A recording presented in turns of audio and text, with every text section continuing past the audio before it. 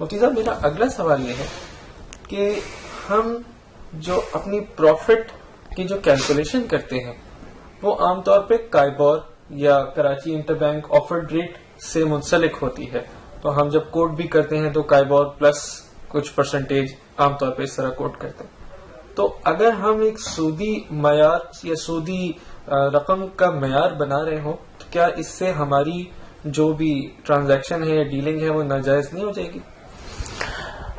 یہ پھر اگین ایک ایسا سوال ہے جو بہت زیادہ پھیلا ہوا لوگوں کے ذہنوں میں یہ ایک الجھن ہے کہ کائبور کو اگر ہم بینچ مارک بنا کر اپنے پروفٹس کو ڈٹرمائن کریں تو یہ اس معاملے کو ناجائز بنا دیتا ہے. تو یہ ایک بڑی الجھن ہے جو پھیلی ہوئی ہے. حالانکہ اس کا کئی بار جواب کئی اس میں پلیٹ فارمز پہ دیا گیا ہے، لیکن ابھی بھی ضرورت ہے کہ اس کنفیوژن کو دور کیا جائے. تو اس کے بارے میں ہمیں یہ سمجھ لینا چاہیے کہ کائبور ایک بینچ مارک ہے، اور بینچ مارک کا مطلب یہ کہ ایک ایسا ٹول ہے جس کے ذریعے سے ہم یہ طے کرتے ہیں کہ ہمیں کتنا نفع لینا ہے.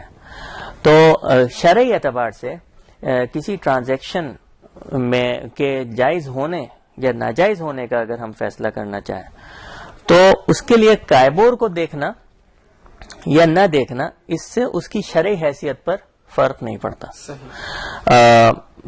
شرعی اعتبار سے کوئی عقد یا کوئی ٹرانزیکشن جائز ہو یا ناجائز، اس کا دار و مدار اس کی انڈر لائن ٹرانزیکشن ہے.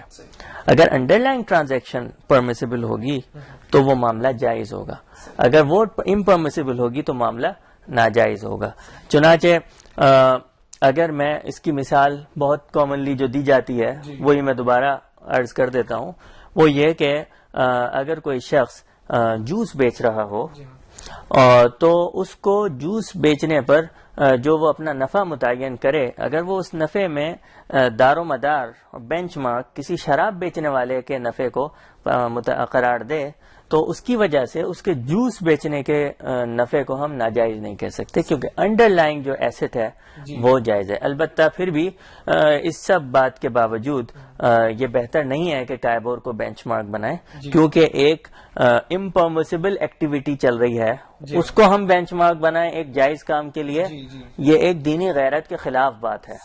تو دینی غیرت کا تقاضا یہ ہے کہ ہمارا اپنا بینچ مارک ہونا چاہیے، ہم ان کو فالو نہیں کریں، وہ ہمیں فالو کریں یا تو اس لیے. لیکن اگر کسی وجہ سے اس وقت یہ بات ممکن نہیں ہے تو اس ممکن نہ ہونے کی وجہ سے ہم اپنی ٹرانزیکشنز کو ناجائز نہیں کہہ سکتے. البتہ یہ بات ضرور ہے کہ اس پر بڑی کوششیں جاری ہیں کہ اسلامک بینکس کا اپنا ایک بینچ مارک رائج ہو جائے، اور اس کے اوپر بہت کام ہو گیا. انٹرنیشنل لیول پر تو آئبر کے نام سے ایک بینچ مارک ہے جو آفیشیٹ کیا جا چکا ہے، اور پاکستانی لیول پر آئی بورڈ کے نام سے ایک بینچ مارک ہے جس پر بہت کام ہو چکا ہے، اور اس کے اوپر لیکن وہ ابھی بہرحال کچھ ورکنگ اس کی باقی ہے. ہو سکتا ہے کچھ عرصے کے بعد وہ رائج ہو جائے اور پھر ہمیں کائبور کو فالو نہیں کرنا پڑے. اور ایک چیز میرے ذہن میں یہ بھی آتی ہے کہ جب انشاءاللہ یہ جو ہمارا مشن ہے یہ آگے بڑھے گا اور ایک دن آئے گا کہ ہم میجورٹی جو بینکنگ کر رہے ہوں گے یا فائنینسنگ نیڈز کو پورا کر رہے ہوں گے وہ اسلامک طریقے سے کر رہے ہوں گے، تو پھر انشاءاللہ جو کنونشنل بینکس ہیں پھر وہ ہمیں فالو کریں گے، اور بہت جلد یہ انشاءاللہ ایسا اللہ کی مدد سے. تو یقیناً اس جواب سے اطمینان ہوا.